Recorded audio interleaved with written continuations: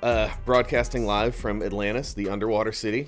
Good morning, good afternoon, good evening, wherever you may be joining us from. My name is Devin Morgan, Director of Baseball Driveline, founder of the Driveline Academy, and this is the Driveline Academy podcast, the world's most dangerous youth baseball podcast. I am joined by my man, 50 Grand, Driveline Academy Assistant Director, Driveline Academy International Man of Mystery, Jeremy Techteal.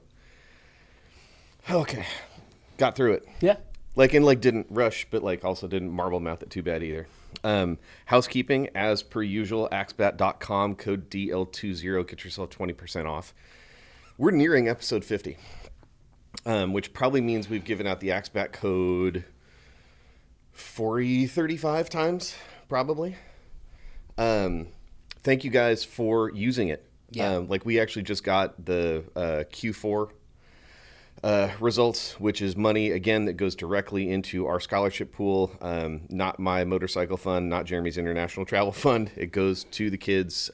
So standard stuff, if you want training bats, game bats, other baseball type of stuff, go to Axbat, use code DL20. Oh man, D as in dinosaur, L as in lunatic 20. Get yourself 20% off. Also, Skills at Scale Complete Youth Baseball Training Manual is out.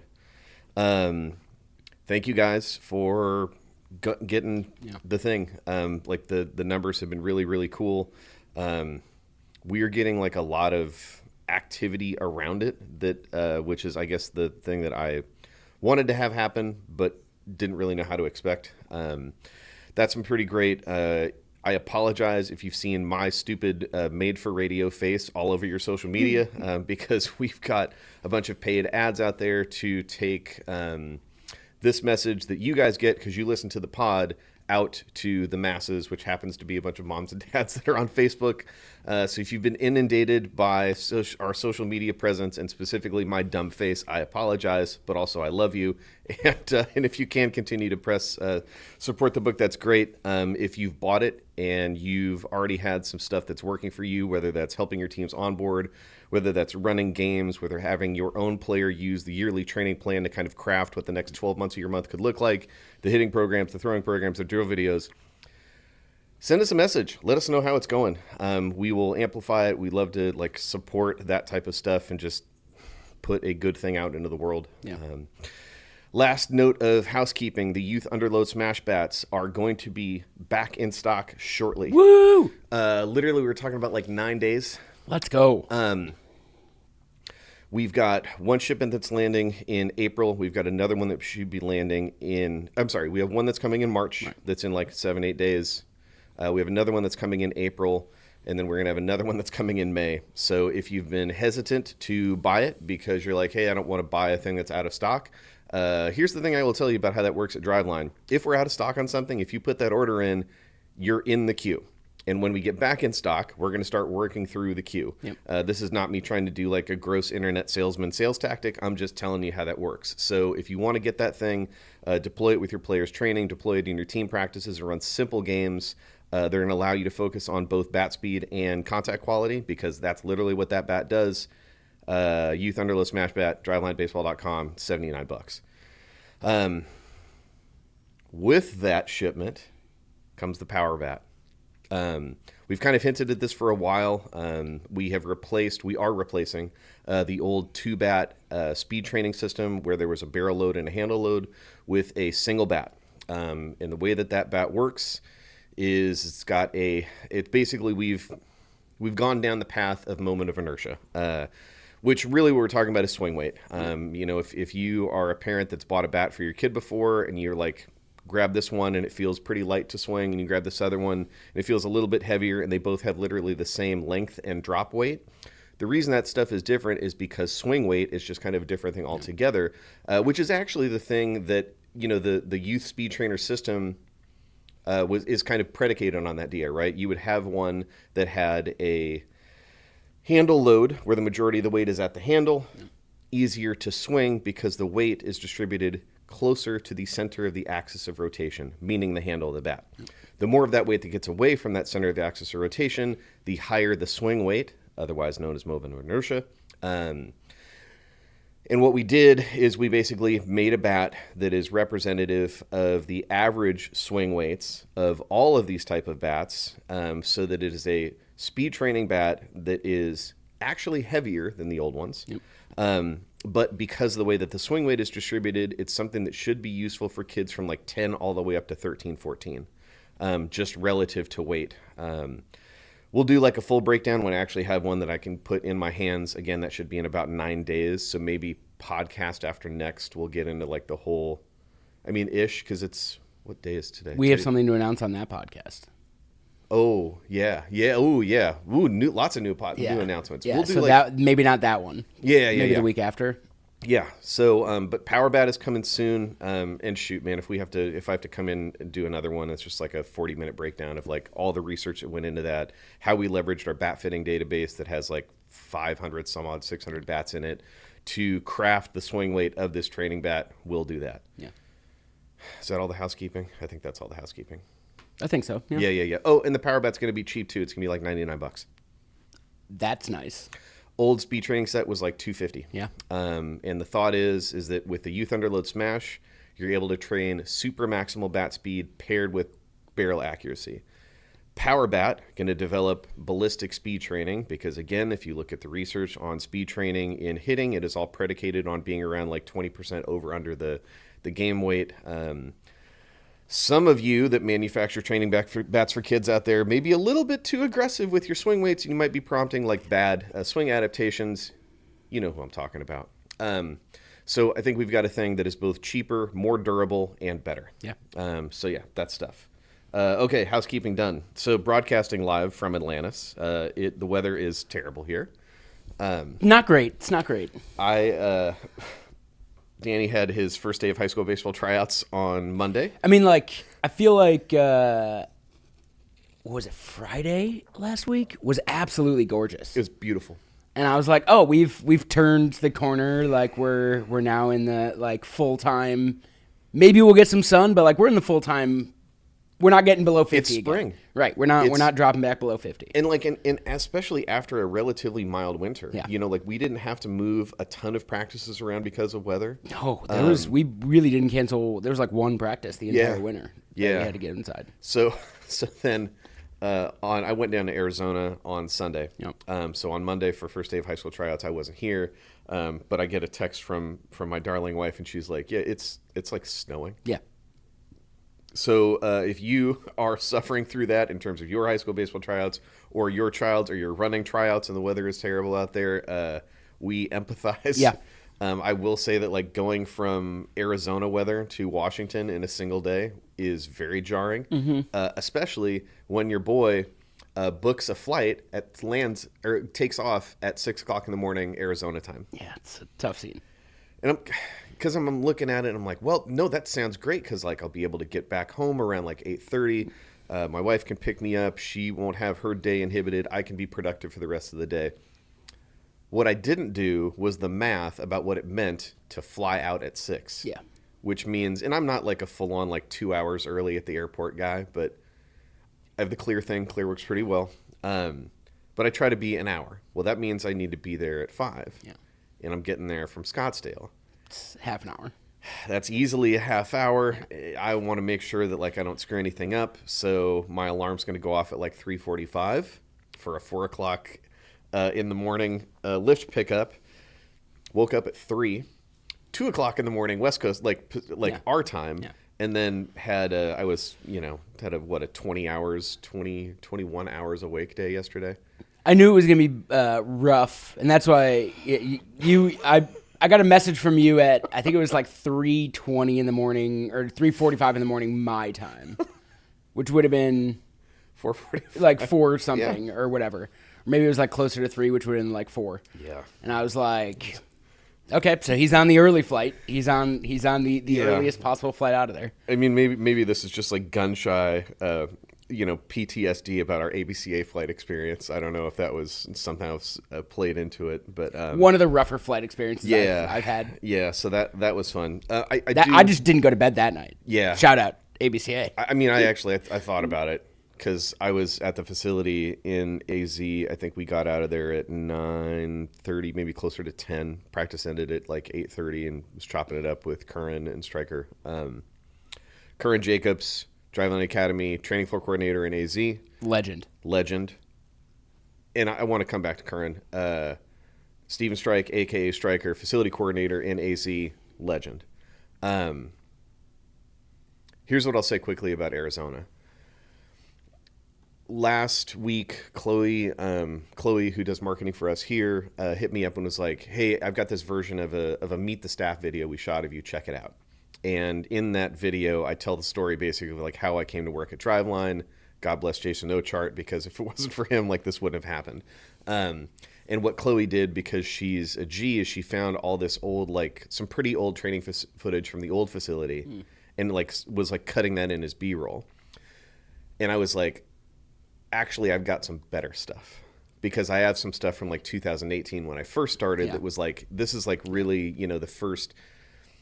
I mean, what do they say? It's hard to not be romantic about baseball. It's like literally seeing the first swings that Danny took off of a tee with Gordo. Yeah. 8.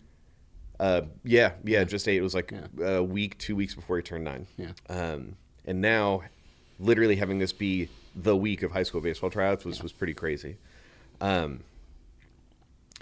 But in that process, I was like looking through my phone of all this like footage that I just got back in the day, including Max Gordon doing handshake practice with Danny, which is just hilarious, because it's Gordo, man. Max Gordon wrote a book. It's on Amazon. It's about his journey. It's cheap if you want to read it and just be preemptively like completely inspired by what Gordo's gone through, what he's got.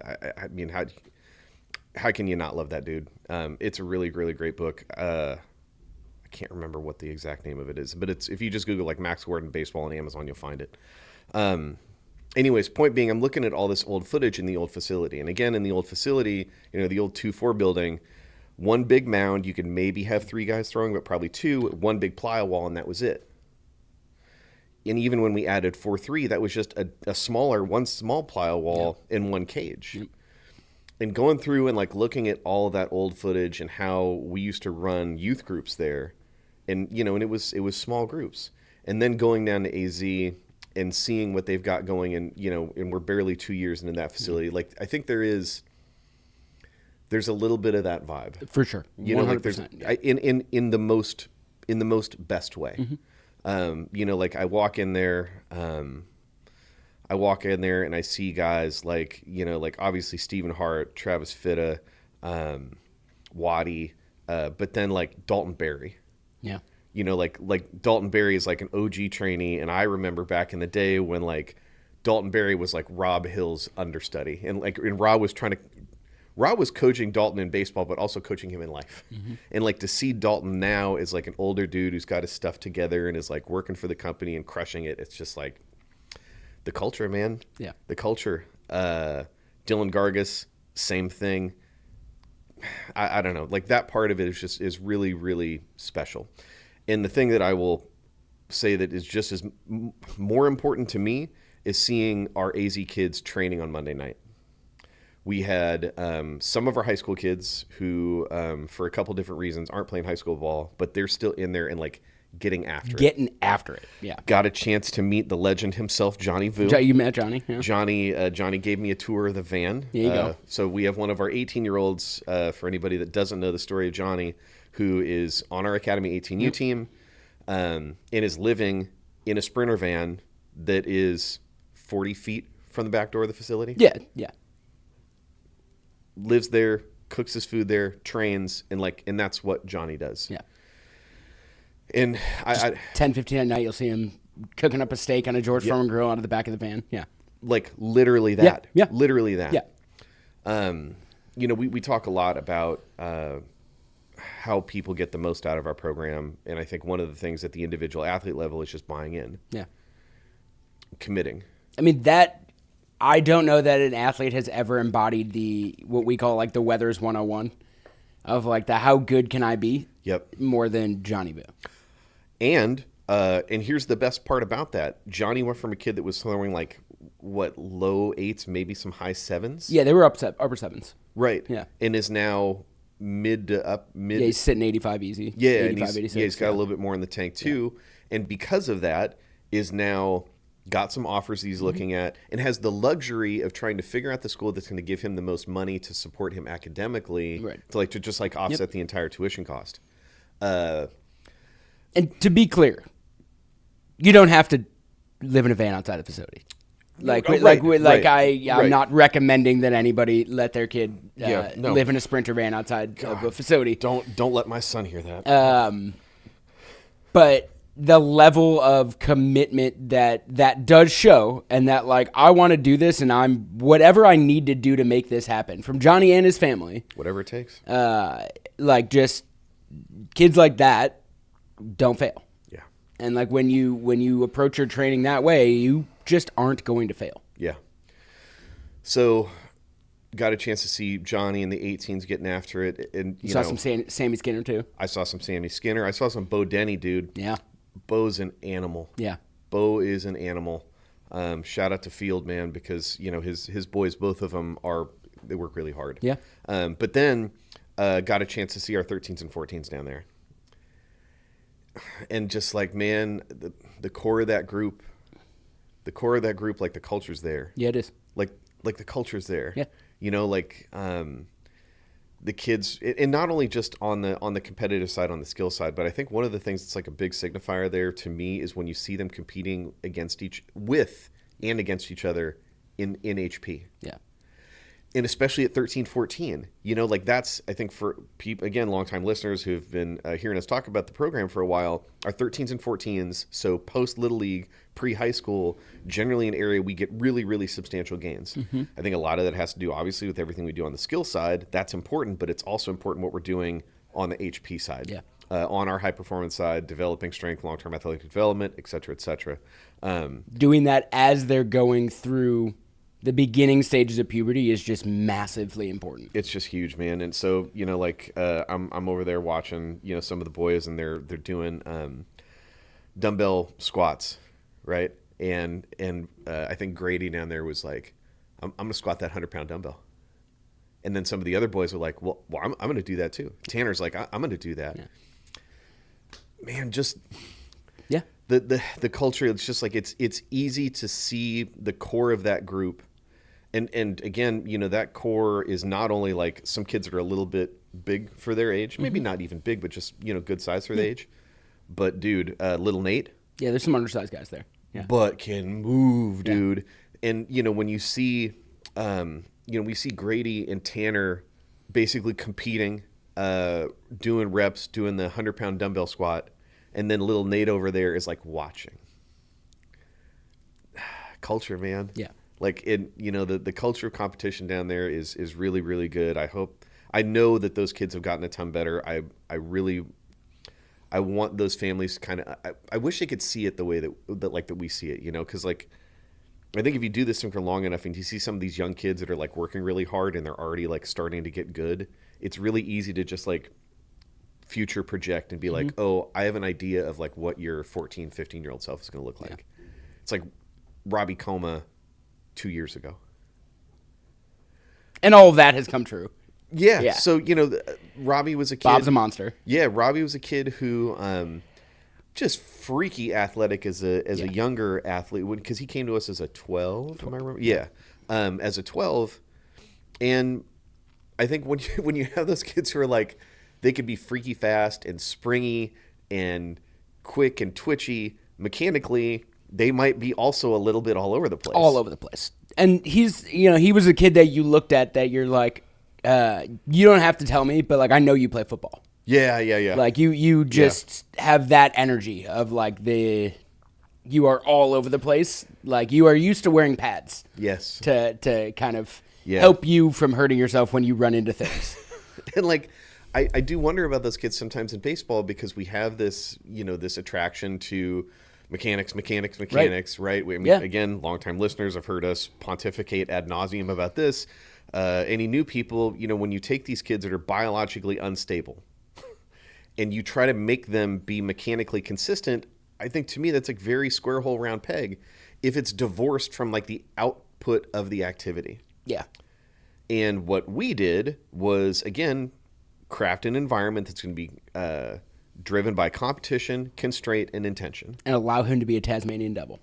100%. Yeah. Within that environment. Yeah. So then Robbie, last week on Wednesday, pops a ball. I mean, whatever. Sometime last week, pops a ball 89. And he's 14. Yeah. Like, yeah. Yeah. Yeah. That's the thing that happens when you let an athlete be an athlete. Right. And, with a kid like that, who the energy is palpable when you meet him. Yeah. The worst thing that you can do to that kid as a coach is try to lessen that energy by getting him to focus on mechanics. Right. And especially... And slow him down and honestly bore him. Along with the negative stigmatization that comes with that. Right. Wrong. Right. Right. Of course kids are going to pull output off the table. Correct. They don't want to make you unhappy. Yeah. They don't want to make you dissatisfied. They want to feel like they're failing. And like when I think about like Robbie and Parker, who's another kid in that same cohort of there's a bunch of our 14s, dude, that are in this conversation. But I really think about like Robbie and Parker, because Robbie and Parker, I think it's fair to say, are pretty like biologically dissimilar. Oh, yes. But they're competing against each other with this same, like, we want to continue to get better. We want to work. And like the system serves both. Mm-hmm. It serves them in different ways. But again, that same thing of like environment, constraint, implemented intention, it's driving both of them to like, his Parker hit a ball 90? I mean, he's right. I think he's right on the doorstep. I think he might have. I think he might have already clipped a 90. Yeah. And you could look at Robbie and Parker and be like, apple orange. Yeah, they don't look very similar. Right. So, and again, to me, in the youth baseball landscape is like, yeah, if they were a team of 14s who were like built like Eric Kozak. Shout out. Sure, I wouldn't be surprised. Yeah. But I think the thing that I love is that like the variance that we have between Robbie, Parker, AD. Yeah. There's another kid in that group that's a little smaller. And it's not just like the variance in terms of their physical stature or like their athleticism, but like I don't know that you could find two kids that approach the game mentally differently than Parker and Robbie. Yep. And like they're both like very at home in this environment, approaching the game from two very different sides of the coin. Yeah.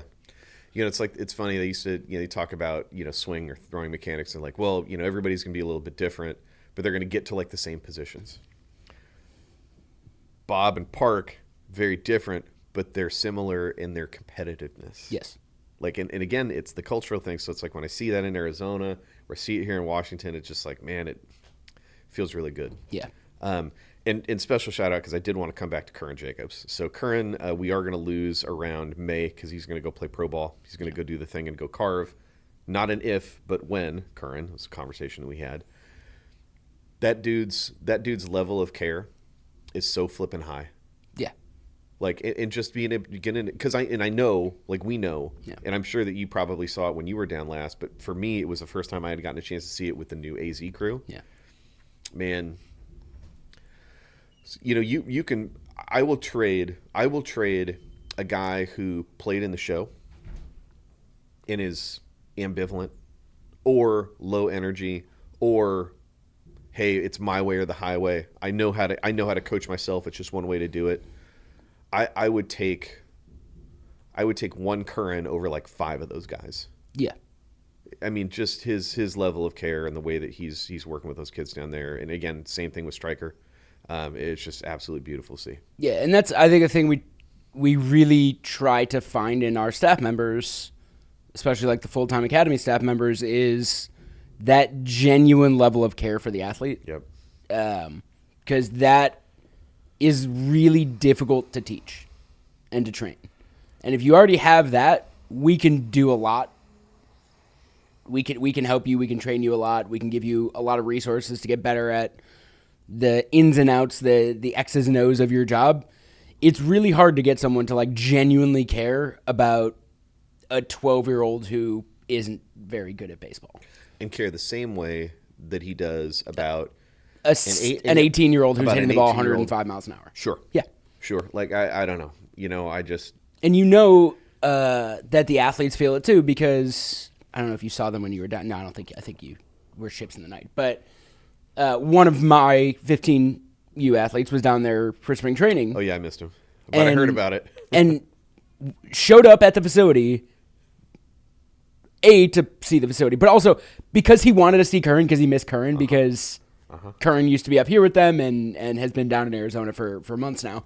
And it's like, yeah, they will think about Curran long after their baseball careers are done. Yeah. It was really heartwarming to see. Yeah, he's the best. And man, look, I'm sure that, it wouldn't take much for someone to poke around and see that, like, in year one in Arizona, we've had some struggles. Like, we've had some successes, some struggles. I think I was going to say the culture piece, that you talked about with that team. Yeah. That's the remaining. Correct. That's those are the kids that got it. Yep. And that's who you want to build the culture off of. 100%. I would rather have those kids that are bought in than double the amount of kids with the other half not caring, right? And it's or caring, but like trying to have their cake and eat it too, and trying to do pitching lessons or playing tournaments over the weekend or do things like that during our development phase. Yeah. Most of those kids at this point we have cut ties with, or they've cut ties with us. So that's where you get down to like, culture is outstanding because the guys that are left they're rowing the boat in the same direction. They're all very bought in and into this, and it takes some time to get there. Yeah. And honestly, it didn't take us very much time. No, it really didn't. It should take way longer than it took us. And I think this actually ties into a little bit of what we were talking about getting ready for season, like the showcase thing that we talked about last week, because I think ultimately it brings to frame, what are you trying to get out of this thing? Right. Danny went to the USA Baseball 15U NTIS thing. Shout out to Driveline Triple OG Cody Aiden for being there, who got a chance to heat check me on the Trey McNutt diet story, which it turns out is true. So if you want to throw like upper nines and you need to add mass, you can do the Trey McNutt diet. Costco pizza and a gallon of milk a day, somewhere between 4 to 5 days a week. Also, maybe there's a more sophisticated way to do that, but... Yeah, sophisticated. It takes what it takes. Who cares, yeah? It takes what it takes. Is there a cheaper way to do it? There is not. No, there is not. There is not. Yeah. So we talked last week a lot about how to get ready for season and this type of stuff. So, it's at the 15U NTIS. And, I went there very incognito. It's just like... As incognito as you can be. Yeah. The only way you can go incognito, we've talked about this, and I don't want you to do it, but it's shave the beard. That's the only way you could truly be incognito. Maybe once we get to like 250,000 listens, I'll post like a high school photo of me with no beard. It's very strange. You've heard it here, 250,000 listens. Yeah, 250,000. We're approaching 100,000, so if you want to accelerate that, you want to see what I look like as like the baby-faced Evan in high school, like, share, subscribe, turn your notifications on. Anyways, I'm just a fly on the wall, right? I'm incognito. I don't work in baseball. I'm just a dad with my wife and I, and took the boy down. So the kids are going through their thing, and I'm overhearing some other parents talking. And I'm just fly on the wall. I'm not going to say anything. I'm not going to. I actually run a youth baseball podcast. Like, I'm not doing that, right? And there's somebody there. God bless her heart. Like, I understand the intention. Yeah. Like I understand, and she is bragging about it was either 53 or 57 games that the kid had already played this year. You texted me 53, but let's just assume it was 53. 53 games before the spring. And about they went to Nashville and they played in a tournament there, and instead of like a plastic ring or a plastic trophy, they got little like tiny guitars to celebrate. And it's like, and then they start talking about these different you go on Amazon and it's like these trophy cases for kids. It's like a booming industry. And I will say, the night kids. Yeah, dude. So the night before, I have been reiterating to D a lot, much like with the high school tryout, much like with our college showcase. Pretty simple message. Just go have fun. Yeah. The best version of yourself is going to be the version that is not encumbered by this perceived stress of consequence. Yeah, it's another day of baseball. The only thing that 100%. makes this different is the stress you're putting on yourself. Yes. It's another day of baseball, which Yes. I understand is much easier said than done. Yes. For a 15-year-old trying out for the first time. Right. But like, And you know, and I had to reflect back on like trying out, high school basketball team about, I remember that the fear of consequence. I still do. Mm-hmm. I still do. I remember it starting, they brought us in old Franklin High School in the gym, and we just like, we're running around, we're doing laps around the gym. Of course, there's no dynamic warm-up to be seen, so whatever. And I remember just even running, I was like, or the coach is watching me run. Like I was that domed up about it. Yeah. So the message to him was, pretty simple, man. Just like go put yourself in the best position to compete. If you're going to do that, it's probably just going to be loose, have fun. Like I think about Jamie Kruger, Driveline Academy, coaching assistant coach extraordinaire. Yeah. Like there's a video I think of D at one point doing walking windups on the mound, and Jamie was like, and it was the best. He's be free, be loose, let it rip. Yes, like do that. So you got these parents over there, they're bragging about the volume of games that they're playing, the different holster categorization system of all the swag that they're winning in these tournament trophies, and then you see these kids actually put their skills on display, and it's tough. It's tough, and it actually made me think of this quote that I saw not too long ago by Nipsey Hussle. You know who Nipsey Hussle is? R.I.P. Man, that one hurt. Yeah. Instagram served me up this video of Nipsey talking to doing a radio interview when he was obviously still with us, and he was explaining why he only has one album, but he has all these mixtapes. And what he said was, he was like, somebody put him up on game and was like, if you put out as a small artist albums, then when you go to negotiate with a major label, they're going to look at your other albums sales and give you a deal that's representative of whatever they think that is. And what he did was like, so Nip has one album, right? It's Victory Lap. Everything else is a mixtape for a reason. Because when he went to go negotiate the deal for Victory Lap, he was like, I intentionally didn't want to give them albums that they could comp me against. And because of that, they had to look at social media presence, brand awareness, YouTube views, et cetera, and then give him a deal that was representative of that. And it made me think about showcases again and things like the NTIS and this whole system of like player evaluation. And I, man, the night before, I'm sitting in bed and I'm just like, this idea that you have to kind of take your child and take them to a place and have them be evaluated and like hopefully they pass someone's sense of approval, like it's kind of preposterous. Mm-hmm. The best thing about doing it with data is that you get some actual clarity there about, is that real or not? Right. And again, in one of the things that I said to Danny over the course of like talking through tryouts is just like, you should feel really confident about the path that you're on. And look, if he makes a JV team, if he makes varsity, he gets cut, you're still on a path. And we know the validity of that path because I'm not just eye testing it, right. And I think when your whole perspective is dominated by like, did we win? Did we lose? Did I put another plastic ring or a trophy in this tournament case, yada, yada.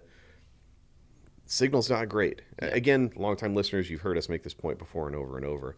But like the whole, like the Nipsey analogy of just like, you want to, if they're going to compare you to something, if they're going to comp you, you want them to comp you to something good and something that's going to increase your leverage. Showcasing too early before you're ready, I think, is putting out mixtapes as albums. and then being upset when the record company is like, we're not going to pay you that much because your album sales have been bad. Yeah. 6 of your 7 albums weren't very good, right? So Yeah, your like 7th one, it doesn't really matter. Yeah, they're not, they're not. Yeah, it's an interesting comp. Yeah. I mean, I had a couple of our high school kids up here have conversations with me in the last couple of weeks about, should I try out? Sure. Like, am I better served not playing high school baseball as a freshman, staying here, taking the 3 months to, like, develop more? Yeah. Because is it better for my long-term future to play on a freshman team or a JV team, or to do 3 more months of development and try to be throwing 2 miles an hour harder once the summer comes? Yeah. And it's like a really, it's a good question. Not only is it a good question, but it shows their level of understanding of where they're trying to get and the best way to get there. Yes. Which is awesome. It's very much informed by like the long-term view. Yep. Which like tells me, okay, we've done our jobs really well with those kids, that like they understand that like a weekend or even a summer is not as important as like the work you put in outside of that. And then on the flip side of that same coin, it's like, no, you got to go play high school ball. You got to at least try to go play high school ball. Yeah. Right? Like there's other things that you're going to get from that you wouldn't get from here. Yeah. Yeah. But hey, if you don't make the team, what's the downside? Correct. Right? And then that becomes the conversation with a lot of my kids who are nervous is, okay, I understand being nervous, and I can't tell you to not be nervous. Yeah. What is the worst thing that happens? Yeah, you got to embrace it. Yeah. Like, hey, we're going to be good either way. Yeah. And only one child, when I said what's the worst thing that happens, is like, I could die. It was your kid, by the way. But it's just like, what is the worst possible thing that happens? Just I could die. No. That's not going to happen. Like, the worst possible thing, the answer I was looking for is you don't make your team. Yeah, but I'm sure he's associating not making a team with that. No, I believe when he extrapolated it was like, the coach sees me do something that he doesn't like and he kills me. Oh, sure. Yeah. Sure. Yeah, so when I tell people that, like, it's scary to have a kid that's like a psychopath about baseball, like, this is what I'm talking about, gang. But, like, a lot of the other kids were like, yeah, you're right. Like, if we don't make the team, nothing changes about our lives. Yeah. Like, we're then still here with you 3 times a week. Yep.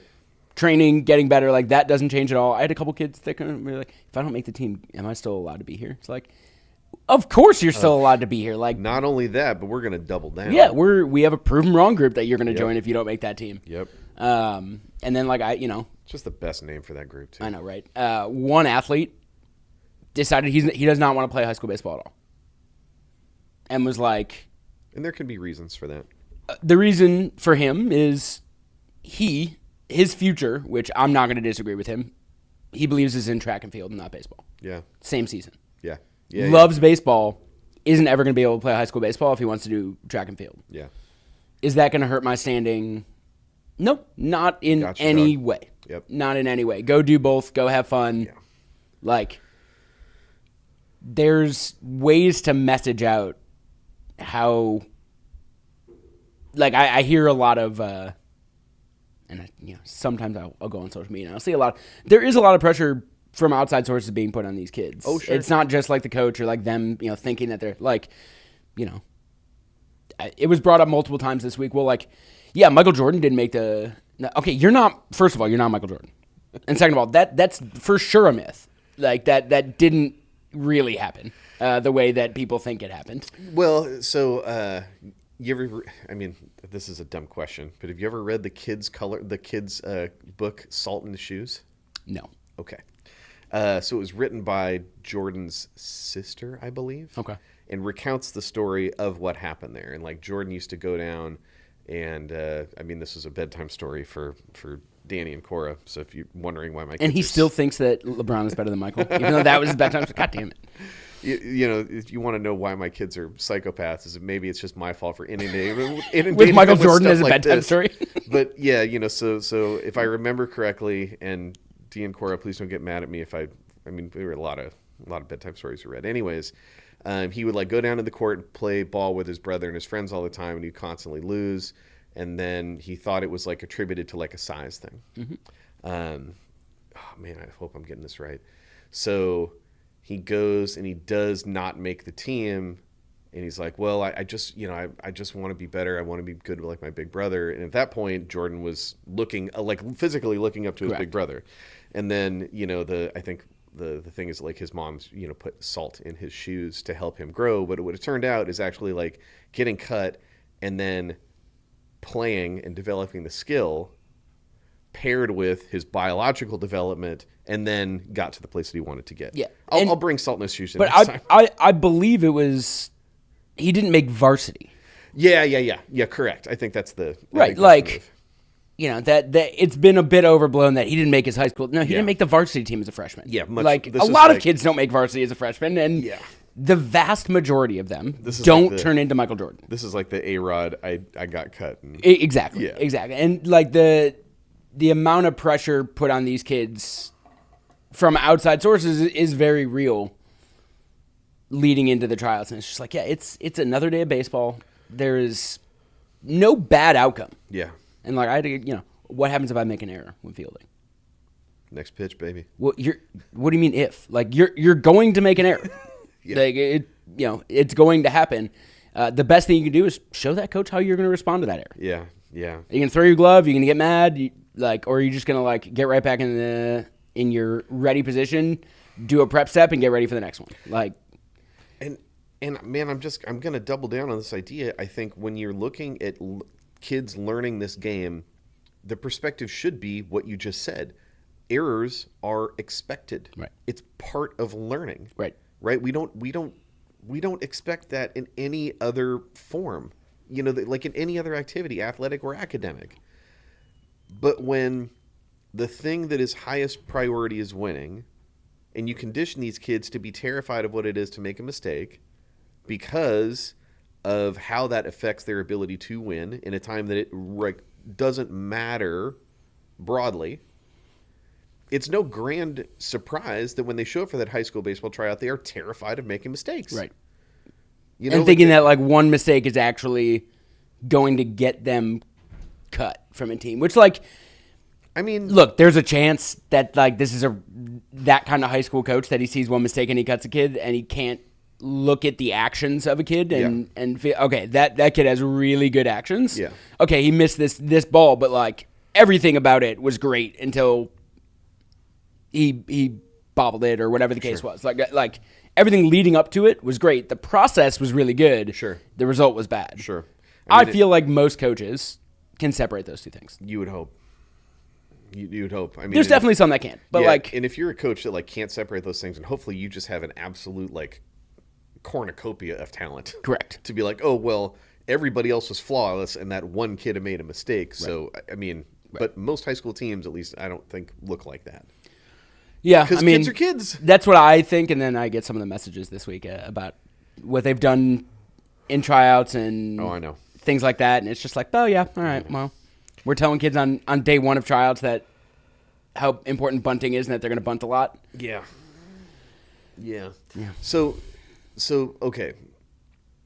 I want to come back to this whole idea of the Nipsey thing about how you got to know when it's the right time to put this stuff. Yeah. You got to know when it's the right time to negotiate your deal, and whether that is your high school baseball tryout or the first day of your Little League practice, the stuff that you've prioritized is going to be evident. Yeah. I would going to show. Go with that example. I'd be like, okay, when you have to understand that the mixtape at that point is way more important than the album. Correct, because the mixtape it's how you're developing your sound and your art. I don't think it's a crazy thing to say that playing games and training, if it's considered more of how you're developing yourself, as opposed to this very, again, you've heard me say this 1,000 times, this binary did we win or did we lose thing, it's very different. So shout out to Paul, who wrote in and sent me an email, because I think it ties directly into this and the perspective of, you can have parents who see it that way and they're fine with their kid's youth sporting career being a mixtape. Yeah. In the kids that aren't. So he wrote, sent me an email. He said, 2 years ago, we had a dad who didn't like that we only won about 2/3 of our games. Only. I mean, well, I'm going to take a full here. That's an idiotic perspective. Yeah. I think even idiots would agree that that's an idiotic perspective. Yeah. 2 years ago, we had a dad who didn't like that we only won about 2/3 of our games and didn't buy into the process of teaching kids to field the ball properly, footwork that allowed them to play at higher game speeds, etc. So what Paul's talking about is their perspective was process-driven. Right. And they were confronted by a dad who is very much results-driven. So they moved to a 9U national team last year. So this is like they were only winning 2/3 of their games at 8U. Yeah. Or 7U potentially. Yeah. 7-8. So 9U natty. 9U natty, right? They spent a little over $20K in travel for all of these tournaments. Per family? No, this single family. That's what I'm saying, like each family. No, Paul had a kid leave their team, and this one family then, in their new org, in the national team, put $20K into travel. They played in Texas, Georgia, and Florida for 9U and 10U large tournament events. And he talks about his son's high rating as a 9 and a 10U player. He goes, I wish I could get them to understand that he doesn't have to spend so much money on travel. And these ratings at like 9U to 11U mean nothing. Paul, thank you for writing in. And I mean, big shocker here. I think you're right. I'll take you one. I'll do you one better. I don't think you're right. I know you're right.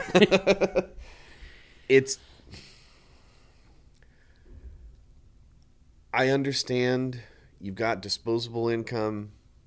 You think that this is going to translate into something, but it's just not. Like it's just not. And I understand the allure of your child wanting to be feeling competent and competitive, right? I understand that your child at a cognitive level may struggle with the context needed to put that 1/3 of games that they lost, not 2/3, but 1/3 of them into context, right? But you know, anybody that listened to two episodes ago, I think, is when I talked about the text that I sent Danny. I cut that down into a clip and then posted it, and then I wasn't sure if I really wanted to post that, so I deleted it. But the way that I reposted it, the context and the caption they gave it was like, the difference between losing and learning is context. Mm-hmm. Context is the thing that allows you to say we either won 1/3 of our games or half of our games or 2/3 of our games and say this is what it means and this is what it doesn't mean. Kids probably are inherently limited in their ability to provide that context. Parents and coaches obviously are like the ones that need to give it. Yeah. And I really doubt, I wonder what the long-tail effect of this current version of youth baseball is going to be. Because my fear is that a lot of these kids are not going to be lifelong athletes. They are going to get chewed up and burned out by the system. And at a certain point, they're going to have children of their own, and I do wonder if they're going to be like, yeah, let's do this baseball thing. I mean, that for sure. But like, even take a step back, and you know, this kid is what we said, 9. Yeah, I mean, I think what Paul was saying was that they were 9. Was that they moved to a 9U team last year, so I guess this year they'd be a 10U. Yeah. If this athlete's career is done 13, 14, anywhere up to 18, what is his identity outside of being a baseball player? Sure. And how has this perspective about competition informed his identity? Like, right. How is this kid, you know, is this the kid who loses a game of Fortnite and gets in the chat and starts like rage cursing at people because they can't put that experience into context? Right. Is this a person who is going to struggle in their professional life or school or whatever and is going to turn those hatred feelings inward? Yeah. I have to imagine, and like a lot of this is summer tournaments and things like that, but I have to imagine there's not a zero amount of school missed. Like, that you are probably missing some small amount, hopefully small, amount of school to do this. And it's like, what message are you sending there? Yeah. Yeah, it's all bad. Yeah. Especially at that age. Yeah. And ultimately it does, I think, seeing that message from Paul, so shout out to you for sending that in. And then going down to Arizona and really seeing down like the culture of the kids we have down there. It made me think of a movie. You've seen There Will Be Blood? Yes. So if anybody that hasn't seen There Will Be Blood, it's about oil men in the early 1900s, independent oil men who would go to communities that discovered oil and would basically help negotiate a deal where they would get it out, and they would basically help them monetize that without going out to like Standard Oil or one of the big corporations. And at the beginning of the movie, I actually just watched it on the plane down because I've been meaning to see that movie for probably 15 years. Oh, you never saw it? No. And I'm a big Daniel Day-Lewis. Yeah. It's Paul Thomas Anderson, right? Yeah. I think I've seen literally everything as he's done. Other than that, I probably shouldn't have watched it on that stupid screen on the back of the seat, but I don't know. It's whatever. I knew I would stay awake. So he goes into this little town, and they've obviously brought him in to negotiate whether he's going to take the lease on their land to drill the oil. And he kind of presents what he would offer them, and he's like, "Hey, I'm an oil man. This is a family-run operation. This is me, my son. We run it. I run the crew. I know these men. You can reliably understand that I'm going to do this thing for you, and you're going to get the most value out of it without going to like this gigantic company who's going to contract out the labor and all this other stuff." And as soon as he kind of like presents his plans, there's all this dissension, right? In the room, everybody in the room is yelling and screaming. And he knows that he's there. Like, he's only there because he can make money. But he's got all these people that are all, freaked out about it. And I believe the line is he gets up and he hears all this yelling. At a certain point, he gets up and just walks out. And as he's walking out of the building, they're like, wait, come back. And he's outside, he's walking away. He's like, no, the guy's like, please stay. And he says, "I wouldn't take your lot if you gifted it to me." And I saw that, and I was immediately like, yeah, man, okay. That's the thing. Our thing has this, okay, time out. Of course I'm going to be proud about what we're doing. Mm-hmm. Is it perfect? Is it flawless? No. Are we still working on developing things? Yes. Yeah. But I am absolutely convicted at the bottom of my soul, and I know that you are too, that like we are doing the right thing to get the most, help these kids get the most out of their athletic lives. Mm-hmm. The best way that we see how. Mm-hmm. So when I saw that, and I was down there in Arizona watching those kids, I was like, man, this is what it should be. Because for better or worse, the kids that we have down in Arizona now are kids that are bought in, right? It's not a room full of confusion. It's people that understand the mission. When I think about groups that we have here in Washington that have been highly consistent, highly bought in, and they're getting these like outlier development results, it's the same thing. There's no confusion, right?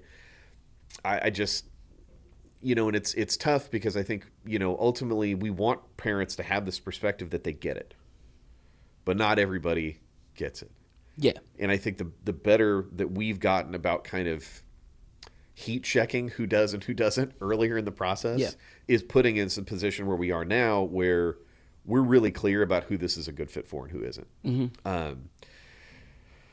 To make that relevant to you, whether you're working with an athlete, whether you're working with a team, I think the more that you can be on that 9U team, being like, hey, look, this is our objective. This is the thing that we're building towards. And tell people up front, hey, if your satisfaction is only going to come from winning 80% of your child's games, you should probably be somewhere else. Yes. And maybe I'll try to devil's advocate myself. Maybe we're wrong. maybe being the winningest 9U team actually means anything. I mean, I'm trying. I'm trying. Yeah. It doesn't though. Like it just doesn't.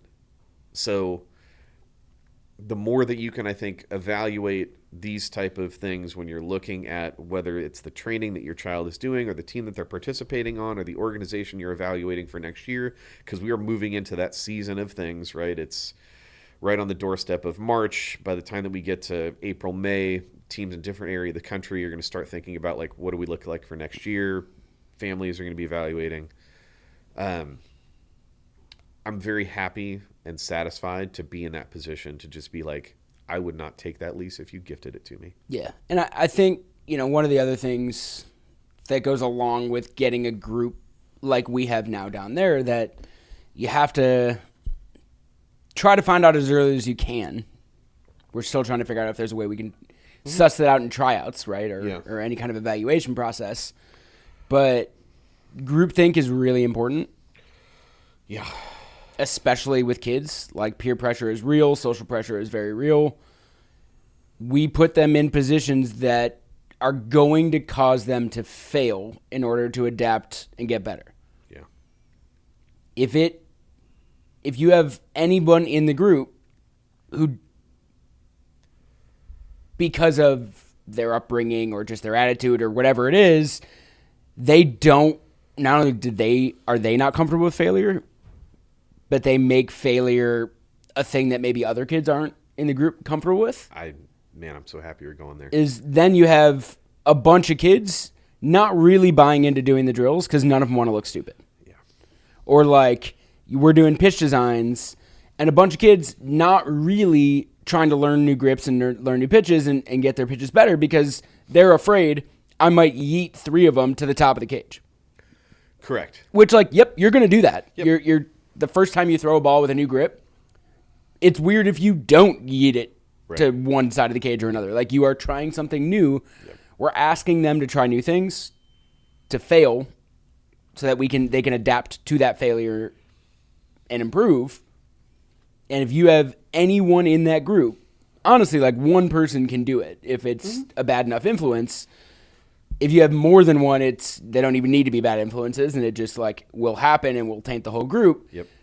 Anybody that, I'm not even going to say these kids are bullies. Like, some of them for sure are. But, like, any inclination that any of them have to not look stupid makes the whole training group worse. And yes. I think of when we started, I mean, I've been with these boys for a long time, but we started doing some more... the back, like, once we started games last year, our lifting sessions were a little bit more gymnastics based, if you will. Sure. Yeah. Plyometrics and a lot of, tumbling and things like that. And the first time we did it, I had a bunch of kids who were afraid to look like an idiot doing a somersault. Yes. Cartwheels. Yep. Hey, let's all look like idiots together. Yeah. Like, we're all going to look like idiots here. Let's all look like idiots together. Yeah. And, like, not care about what we look like, because the first time you try something, you are always going to look dumb. Yeah. If you are, like, super averse to looking dumb, you're never going to try a new thing, and you're never going to be able to improve and learn a new thing. Yeah. And like, in that, I think that's part of the competitive culture too. Yeah. Right? Where it's like, it's competitive, but it's not,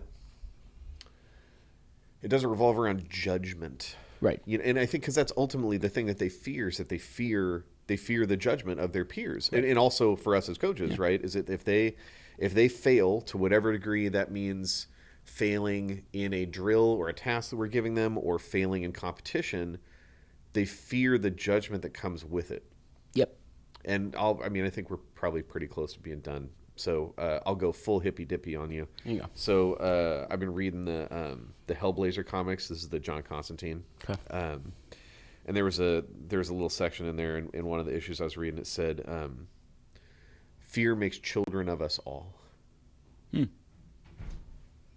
But think about that, right? Children, they fear judgment. And I think a lot of that, I mean, look, I'm not going to be shy about the fact that I think a lot of that just kind of comes to like, are you going to love me the same way if I fail? Mm-hmm. Are you going to love me the same way if I struggle? And if we're talking about the perception of like the ebb and flow of love from a parent or a coach to a child based on performance of something that they're literally learning. Yeah. Your job should be to provide context. Like that, I don't know that there's anything more important than being able to provide context, because if you don't, fear makes children of us all. They are children that are driven by this fear of judgment of what it means to fail. But then for that dad who's like, he sees his son failing 1/3 of the time. Right. You have the mindset of a child. Right. Because you can't provide context for yourself. And that is really and to a kid bad. My team during our EDU sessions last week, I don't think Hunter Reynolds listens to the pod, so I think I can say that I didn't quite do the EDU that he had planned. We talked about like what unconditional love meant. Yeah. And what that means. Yep. It's not conditioned on whether or not you make a varsity team or a JV team or a freshman team or even any team. Yep. Like, I'm going to love you the same next week, no matter what happens in tryouts. Yep. And like, I have gotten annoyed with every single one of them at some point, which they pointed out to me that that's not true with one kid, which then I couldn't come up with an example of when I was annoyed with him, so they were kind of right. I was like, fair enough. I've never gotten annoyed with him. Yeah. But like, I've gotten annoyed with every single one of you, and it doesn't change the fact that I still love you. Right. Like, I may like you less that day, but like that's my like is conditional. Yeah.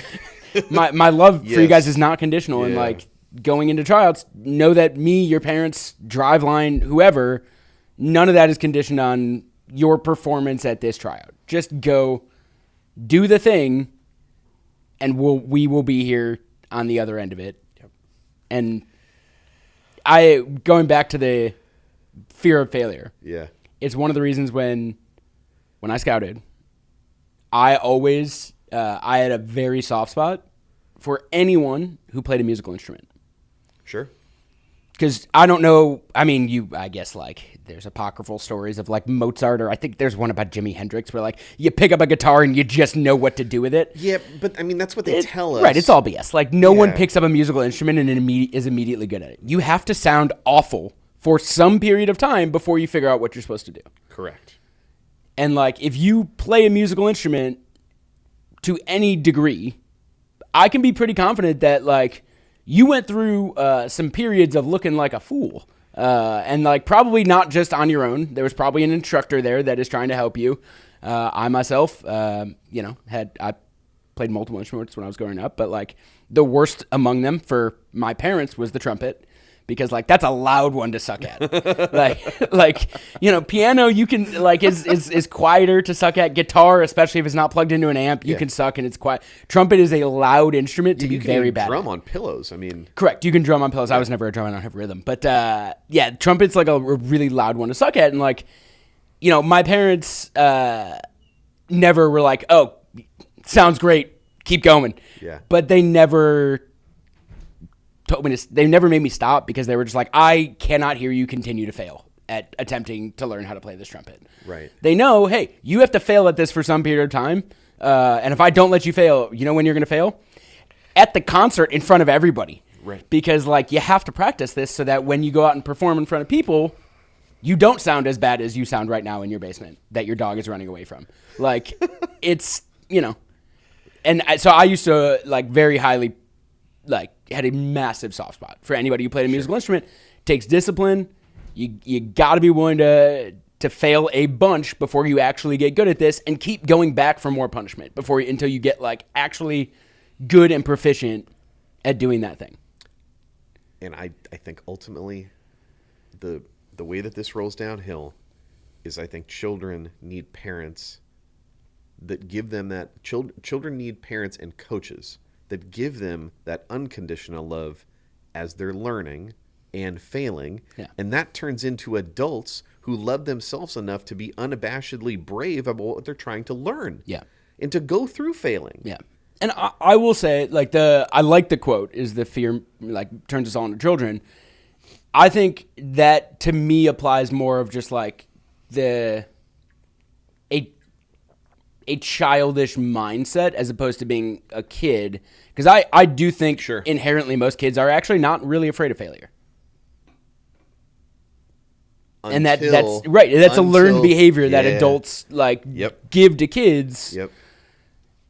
And it makes adults less adult like. Yeah.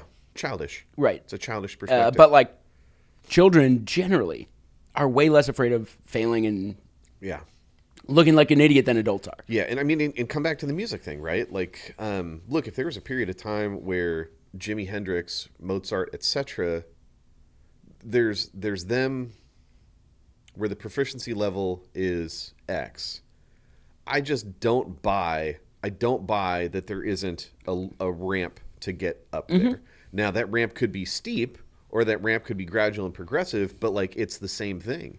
It's like, back in the day, freestyle rap was actually freestyled. Right. Like that was a thing. And if you look, you want to go, I mean, I'm going to play my rap nerd cards, but like if you're talking about, like the West Coast guys, like the Hieroglyphics crew, like you're talking about Hobo Junction, you're talking about Saphir, you're talking about like all these dudes who were actually freestyling in a true sense.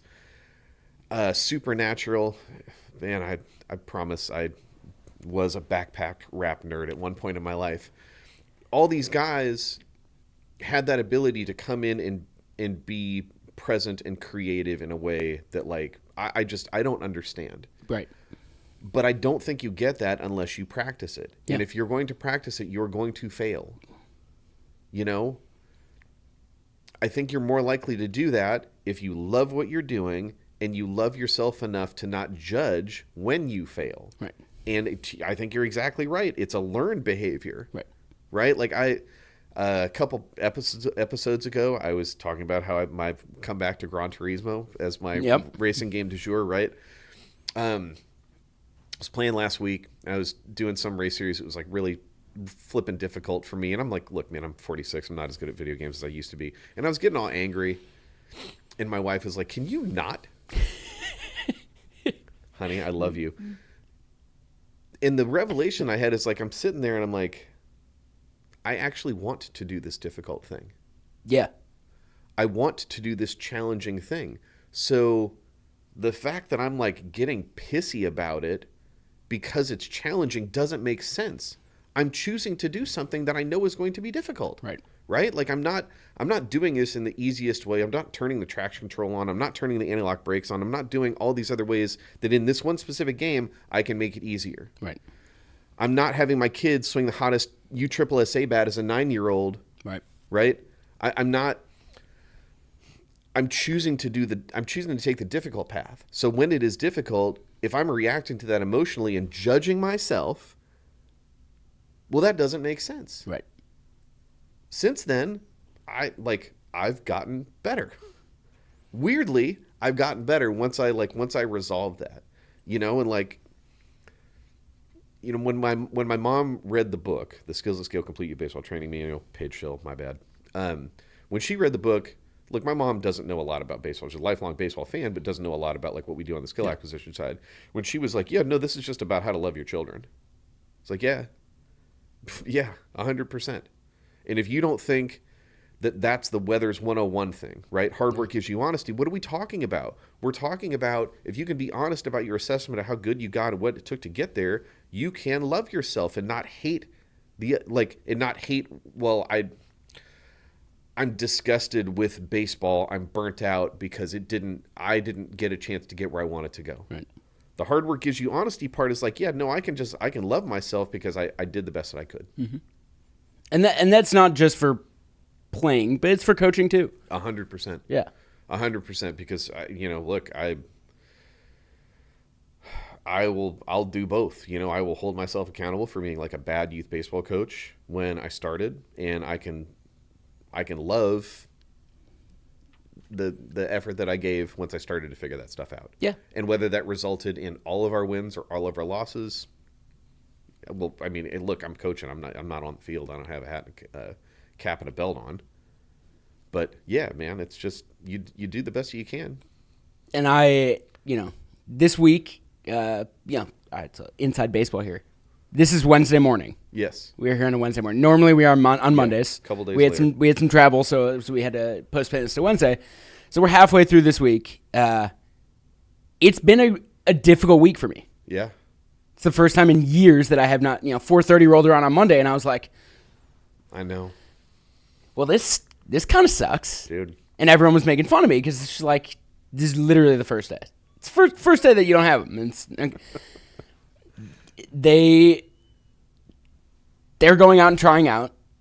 I'm not there. I can't control any part of that. Yeah.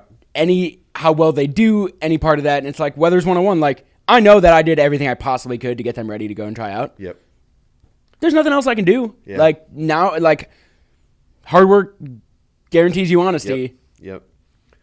We're going to get an honest results of where these kids stack up as they go play high school. And it's like, it's not just for the players that message is important. It's for the coaches too.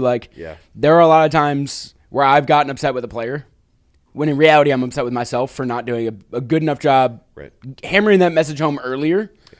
And so if I didn't hammer the message home earlier, when the outcome happens that I didn't want because I didn't hammer that message home, I'm going to get mad at the outcome. Yeah. When I'm not mad at them, I'm mad at myself. That was avoidable. Yeah. And I'm the parental perspective on this exact same thing is no different. Yeah. I've never been like a drop them off and leave guy. Never. I mean, even here, right? It's hard for me sometimes to be dad, especially because I've coached a lot of kids. And so for the high school thing, just drop them off. Peace out. And there's a part of me that want to grab my jacket, and even though it's Atlantis outside, and just walk around and kind of have an eye and look, and I want to watch. Okay, I've done everything I can to give him the perspective on how to go do this thing.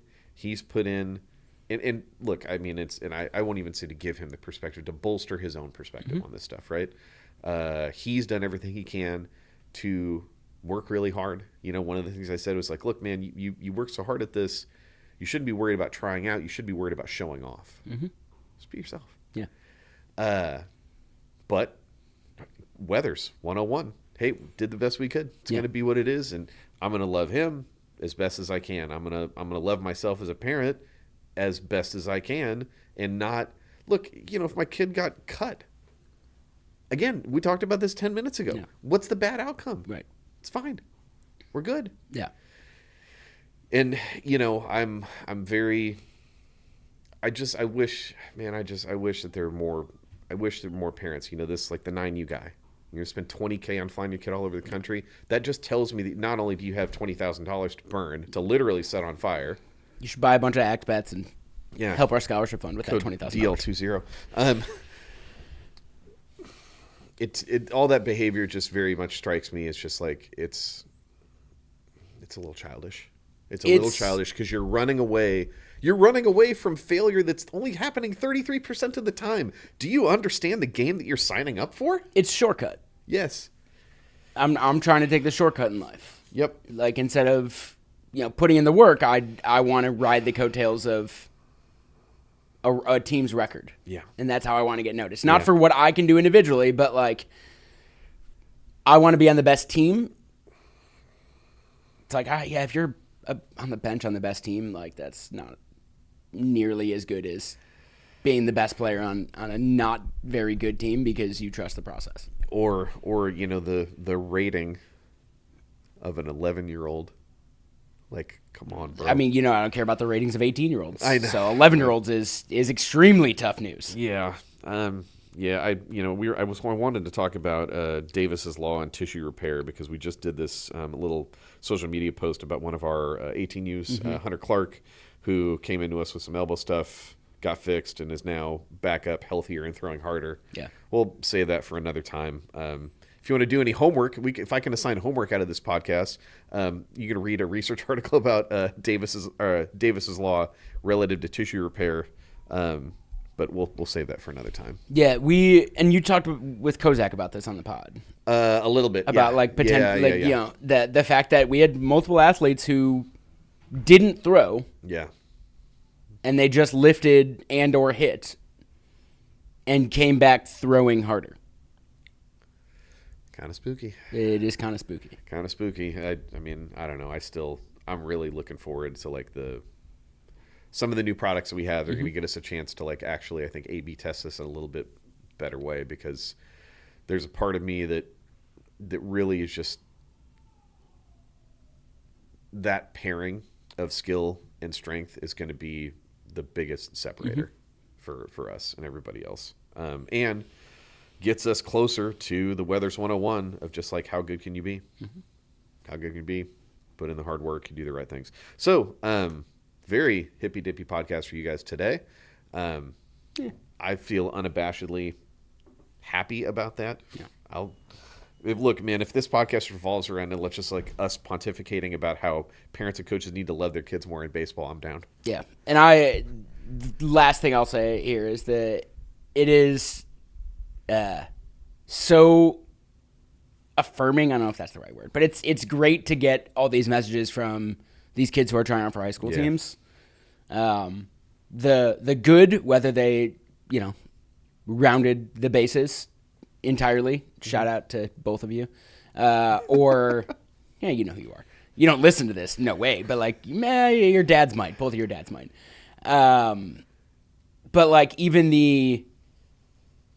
they made us do this, or they made us do that. Yeah. And they know, and I will bring up your son as an example, right? Like, first thing I hear from him is PFPs did not go well, but the coach said I had good mechanics when I threw. Yeah.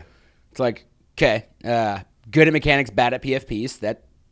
That's good. Yeah. And he had a really good perspective that, like, he understands that PFPs aren't what's going to get him on that team. Yeah. So, like, he wasn't massively beating himself up about the PFPs. He thought it was kind of funny because, like, I know that this doesn't actually matter in the grand scheme of things. Yeah. And, like, something that small that, like, most of these kids feel, or, like, hey, we had to do bunting at practice today, and I did not go. I did not do well, and then we hit afterwards, and I raked. Right. It's like, yeah, guess what? You're probably going to make that team because you raked, and he doesn't care that you didn't do a great job bunting. Yeah, carrying tools, right? Right. But, like, that level of perspective from those kids who, like, a lot of these kids were so nervous to mess up, and then they are messing up at specific things, but they have that perspective to know that, like, that's not an important thing. I'm not messing up at the stuff that matters. Yes. At the hitting, the throwing, I'm not messing up at that stuff. Yep. At running, being an athlete, like, maybe I bobbled the ball in the field, but, like, I was in the right spot. Yep. Or, like, hey, specific team defense stuff like PFPs or, team offense stuff like bunting, things like that, I didn't do a great job at. And it's like, okay.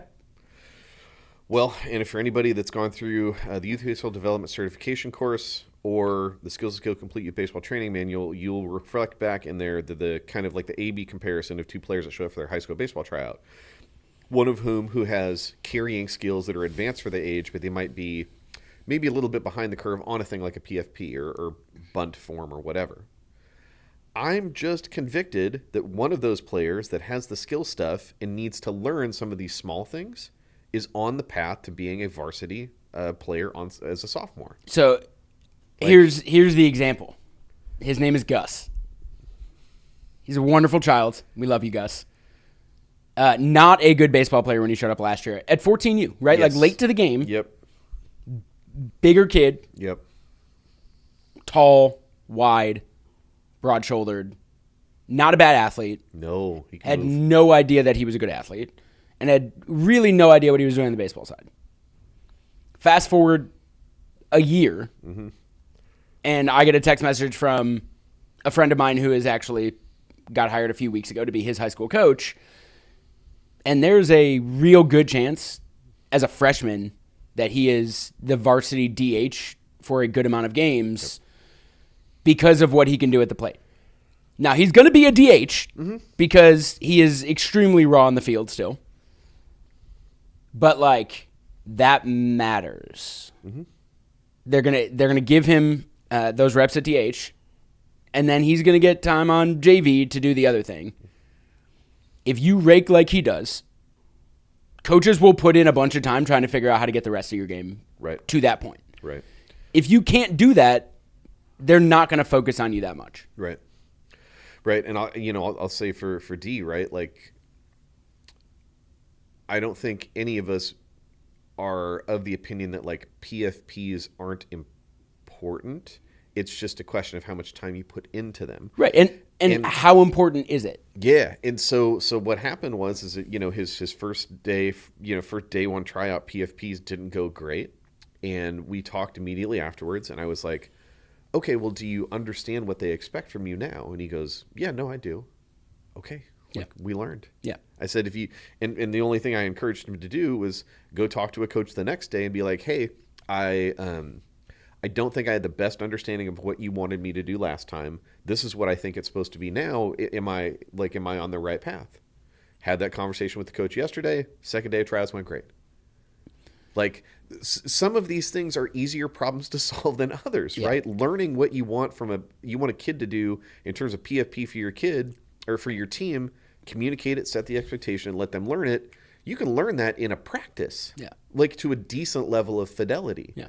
You can't learn how to be a good hitter in one practice. Nope. Like, it just doesn't work that way. Nope. And high school coaches, their job is to go win games. Yep. That's predicated on winning games. Yep, you want to keep a job, you got to win games. So, like, all of that stuff becomes important. But I think for the question for us, for select club teams, and for parents that are evaluating what's the right team to put your child on, is the org, the team, etc., helping your child gain more leverage or less relative to the things that they focus on. Right. Because some of these things are just more important than others, hence Skills at Scale, copyright, Devin Morgan, 2018. Yeah, I mean, if you have, like, you could take the Gus example as athlete A. If athlete B shows up and is the opposite of Gus, like really headsy, high baseball IQ player, can play all over the diamond, does not have the force to get the ball in the infield. Can't bang. High school coach is immediately, that kid's a defensive replacement. Or like, he's hitting at the bottom of the order and he's going to play defense for me. Great. He looks at Gus and is like, how can I find him more ABs? Yeah. How can I get this kid in the game more? Okay, I already have my role for this first kid. Yeah. It's going to be really hard for you to get out of that role. The only way you're going to be able to get out of that role is by hitting your way out of that role. And like, I'm not going to, like you said, you're not going to become a better hitter in 1 week. Yep. And they don't get a whole lot of practice before they start playing games. No, they and you're do not just going to become a better hitter as games go on. Yeah. So like, that kid has pigeonholed himself into a defensive specialist, pinch runner, whatever role, until he has to fight to get out of that, because your first impression is really strong. And as he's fighting to get out of that, everybody's that either is at standard or above, those kids are going to continue to improve as well. Continue to improve. And like, Gus is only going to get better at playing defense. Yeah. And he's a good athlete, so there's a real chance, if you have like a really good defensive third baseman that can't hit as a freshman, Gus might be DH, and he's your third base as a freshman. As a junior, well, Gus in 2 years may have figured out how to play third base. Yeah. And that kid maybe hasn't figured out to hit a ball 97 like Gus can. Yeah, or throw a fastball with 20 inches of horizontal run. And where's Gus going to be in 2 years? And it like, first impressions are really important. Yeah. And your high school coach is going to try to find a role for each athlete that can help him win games. Yep. You want your role to be, wow, this kid really can hit. I have to find a way, whatever it is, to get him as many at-bats as possible, as much playing time as possible. Yep, that's it. As opposed to the other kid that's just like, well, you're a good baseball player. You'll sit on the end of the bench, but like, I am in no rush to get you into this game. And absent a time machine, you're dealing with the end of this equation of what you've created from like 8 to 14. Yeah. So in summary, love your players so you teach them to love themselves, and skills at scale. The more time you put into the things that actually matter, the more leverage you buy yourself later on in most of these scenarios, right? I understand that there's outlier coaches out there who might look at the kid who just can't hit his way out of a wet paper bag, really good glove, and you're going to bat that guy 3. Like, okay, fine. That's an outlier decision, right? Yeah. And you don't want to base the choices about how you spend time when kids are learning the game, moving for an out. Don't scout the outlier, right? Same thing all over again. You feel complete? I do. All right. Thank you guys as per usual. Again, the like, subscribes, the notifications, all that stuff is hugely impactful. And I'll actually give you guys a review challenge. So somebody in our, I think, iTunes reviews was saying that we said the word like too much very, very early on. So I apologize for my transgressions as a young podcaster. I don't. But like, if you could go in and drop a review anywhere, if you've enjoyed this content, if you can do it in 30 seconds or less. Yeah. That'd be tight. If you want to just listen to the show, that's tight as well. We appreciate it. We're rapidly approaching 100,000. 100K. I don't know what we'll have to do for our 100K episode. Actually, 100K episode might be the one that we talk about our new product launch that is going to open up doing the academy thing without making you leave your current team. What? Yeah, new stuff happening. Because again, it's not that just you and I only care about making our thing better. Yeah. We want to make the whole thing better. Yeah. This very I understand that it's amorphous to go, well, we just want to improve youth baseball. Well, I think we're getting better at defining the steps that are going to put us to get there. And I think the other piece of that, and we can talk more about this when we get to that podcast, but if your athlete is on a team that the environment is loving and he enjoys showing up to practice. Yep. He loves his teammates. The coach is a good dude who cares about him genuinely. And they're just not training in the smartest way and preparing you for high school in the smartest way. I don't think you maybe necessarily need to leave that setting. That is not a bad setting to be in. There are way worse settings to be in out there. And you just need to change the way you're training outside of that. Yep. And this product will help you do that because I want I want everyone to come to Driveline Academy and play on one of our teams. That will never change. I also don't want to force someone, if they want to do any of the Driveline Academy things, to leave a team that they have a bunch of friends on, they played on for a long time. Yep. Parents are really close. The coach is a good person. There's no reason to jump ship on that. Yeah, and what we're rolling out is a way that you'll be able to have your cake and eat it too. Yeah, do the Driveline, but stay with the families in the org that you're allowing to, and we're going to give you the same clarity of information about, are you actually getting better? Where do you stand relative to your peers? Yep. Man, 2024 is going to be, it's good stuff's happening. Yes. Good stuff's happening. So thank you guys for being along with the journey. Yeah, I got nothing else. We'll catch you next time. Thanks.